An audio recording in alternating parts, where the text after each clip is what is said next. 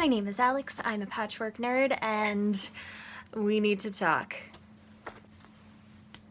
Yes, I am going to be eating this pistachio ice cream while I record this video because I need comfort food right now because I have made a very big decision. And before I get too far down this rabbit hole, if you are new to my channel, hi! I don't normally eat ice cream on camera. Maybe hit subscribe and find out if I do this again in the future. My hand is going numb, so I'm gonna take a break from the ice cream. I am coming at you today because I literally published my latest video. It is the Nanowrimo dilemma video where I am talking about the fact that I might be wanting to have a non-traditional nano for this year, for 2018. And I went through a normal work day, and throughout the entire day I kept getting comment after comment on that video with people being like, hey, you do you. Hey, if that's what you need to do, that's awesome. Or people saying there's a lot of Nanowrimo rebels out here who need to have people talking about that side of the story. And I kept thinking about it, and I kept thinking about it, and I have officially decided I'm going rogue. I am going to be a Nanowrimo rebel this year for 2018. I need more ice cream.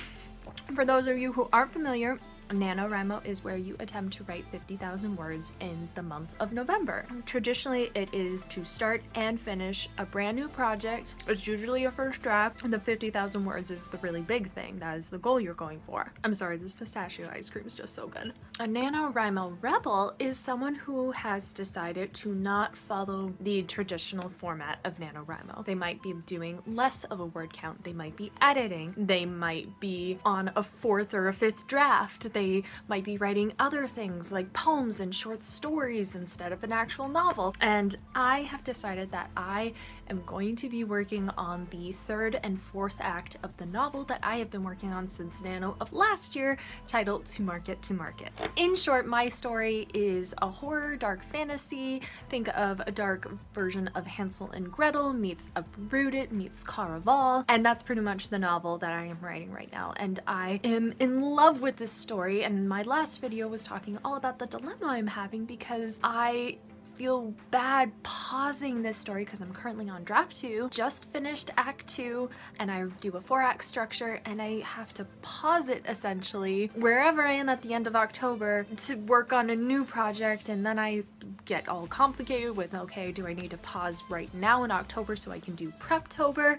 And I finally officially decided I am going to spend the rest of October working on finishing outlining acts 3 and 4, and then I'm gonna get started on writing acts 3 and 4. And wherever I am at with my novel at the start of November, that is where I am going to pick up from. I definitely am going to need to rewrite things in act 1 and act 2, and I am definitely going to need to do some heavy editing, so I will be doing a very non-traditional Nanowrimo. I don't even know if I'm necessarily going to be going for 50,000 words. I'm gonna see what I get done and the progress I go through this month, and it's not terrifying at all. I have participated in Nanowrimo for 3 years in a row. I have won all 3 years, and Nanowrimo is something that is just so near and dear to me. It is a huge reason why I got over my writer's block. It is a huge reason why I've joined the online writing community in a very strange way. It is why I started my online chat writers patch that I host on Twitter. It's why I started making videos. Nanowrimo is like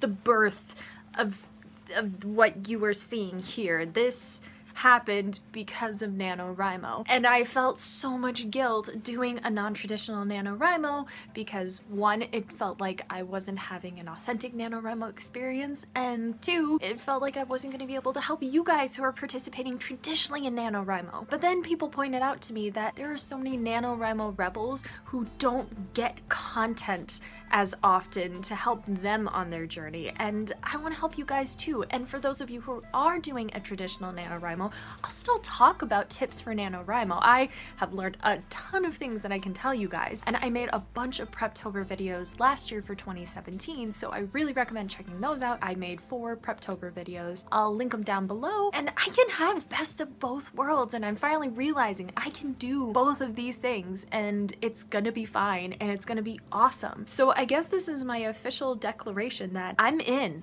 I'm a rebel now. I don't know what that means yet. Maybe it means I need to get another tattoo, like something hardcore. Although I think my current tattoo is pretty hardcore. I'm excited. I'm very, very excited by this opportunity to take Nanowrimo in a different direction from what I'm used to.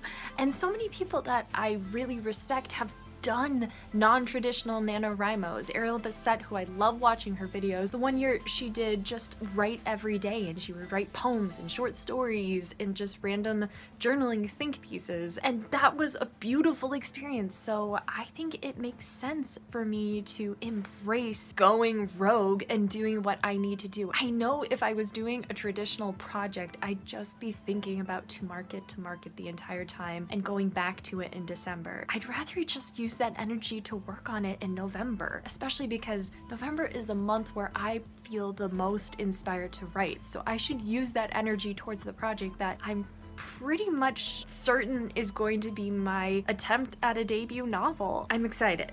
I'm very excited. So this video isn't anything profound. It's not me giving this huge piece of life-changing writing advice. This is more my way of being honest with myself and maybe starting the dialogue that you need to have to be honest with yourself. I definitely saw in the comments that there are some people who were on the fence like I was. Do what you need to do, especially if it is to help better yourself and your writing. You really just need to trust your instincts and trust what you feel is necessary for yourself and for your project. This is my little kick in the butt. We're all awesome regardless of what kind of nano we're planning on having. Let's just all support each other. If you're having a traditional nano, awesome. I will be here to support you. If you're doing a non-traditional NaNoWrimo and you're gonna be a rebel like me, that's awesome too. We'll get matching jackets. Ooh, actually, would my Hufflepuff jacket count as like a NaNoWrimo rebel jacket? I got this on the Wander Writers Retreat. Hot Topic was having a sale, and you know what? I'm gonna don this jacket right now. As much as I love this jean jacket that I'm wearing, and it's got my bat pin on it, let's just make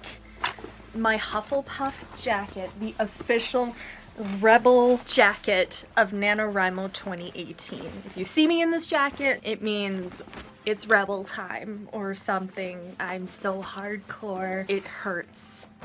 Now excuse me while I eat my pistachio ice cream. Ooh, it's melty. All right guys, it is official. The jacket is on, the intent is there, and I'm so excited, guys. I am so excited for this new opportunity to try NaNoWrimo in a new and exciting way. This is just making Nano that much more fun for me, and I'm still gonna do sprints and I'm still gonna do live streams. Oh yeah, forgot to mention, I'm gonna be doing live streams again starting in November every Wednesday. Time to be determined, but I'm definitely going to still be doing that. I'm gonna still be doing vlogs, and I'm also going to be doing my regular writing videos. I did 3 videos a week last year. Almost lost my mind, but it'll be fine. I'll be fine. It'll be great. Maybe. I'd love to hear about what you're thinking about doing for NaNoWrimo. Are you planning on being a rebel and joining me on this crazy journey and donning your rebel jacket, or are you going to have a traditional NaNoWrimo experience? Is this your first time? Is this your 5th time? Is this your 27th time?